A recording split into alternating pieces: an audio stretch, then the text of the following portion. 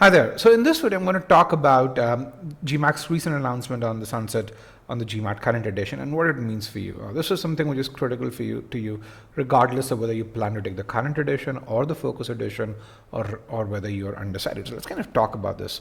So this is the message that we got today from the GMAC, which said that starting February 1, 2024, the only version of the GMAT available for business school candidates will be the focus edition. This is where you can see the sunset following the sunset of the previous exam on January 31, 2024. So this is true for both the incented version of the test as well as the online version of the test, and so that's something which is absolutely critical. And according to them, this date was chosen to facilitate the in-progress B-School applications, so that candidates who are applying to rounds 1, 2, and 3 have various options.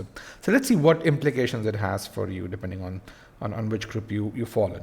So there are three groups that I know of. One is people who plan to take the current edition. These are folks who are either planning to take the GCE for the first time or the second, probably trying to increase their score to make sure they get to the target GMAT score. There are those who are planning to take the focus edition for round 2 or round 3.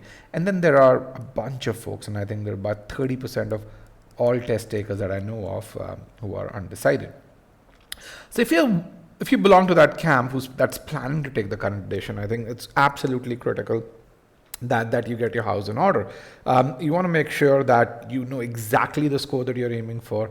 You know exactly the metrics that you're aiming. So for example, if you're aiming for a 740, you should know that you're aiming for a Q50 and V40, or a Q51 and a V38, V39, or essentially a Q48 and a V42, 43, 42, 44. And even when you know this, you should absolutely be certain with regards to whether you're aiming for a 90th percentile in SC, and an 80th percentile in CR, and an 85th percentile in RC to get to a V40, or another combination of those scores. If you need help with that, reach out to me at the email provided below. The second thing, and it probably the most important thing, is that you've got to be consistent in your preparation. You guys have about 100 days before you can take the test, and most of you who I know of plan to take the test by December. That means that you've got to get consistent. If you're looking for those last 60, last 70 points of improvement, you need to put in about 90 to 100 hours. And given the fact that it's already 11th of October, you need about a month and a half of prep time so that you can put in those 90 to 100 hours or so. So being consistent, finding out that time slot to study, that time slot to revise every day is absolutely critical. If you haven't done so, please do so. If you need help, again, reach out to me.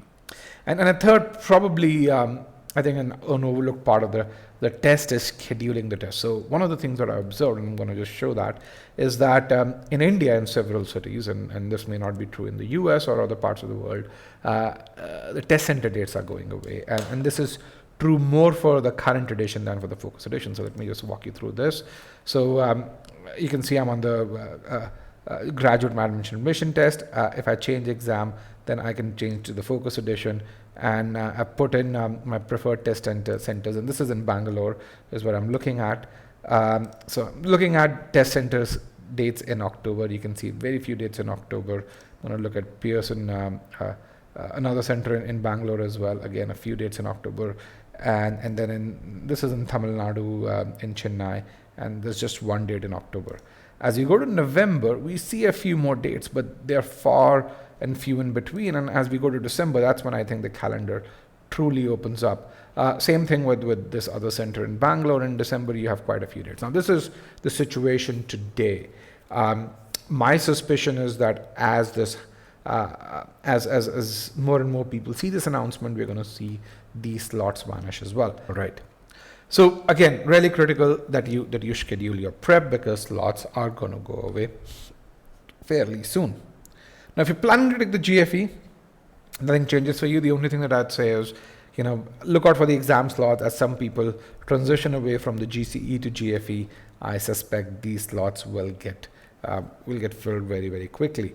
So make sure that that's there. And if you're an e-GMAT, keep doing the course. And if you're looking for a prep resource, check out our free trial. We just launched Colonium for GFE today, and we'll very soon be launching our phenomenal Sigma X marks for GFE. Now, the biggest segment, and I think the biggest problem is for those who are undecided. I think one of the things that you've got to do is you've got to make a decision as to which test do you want to take. Now, both tests are good. Both tests are equally valid if you want to get admission into a top B school.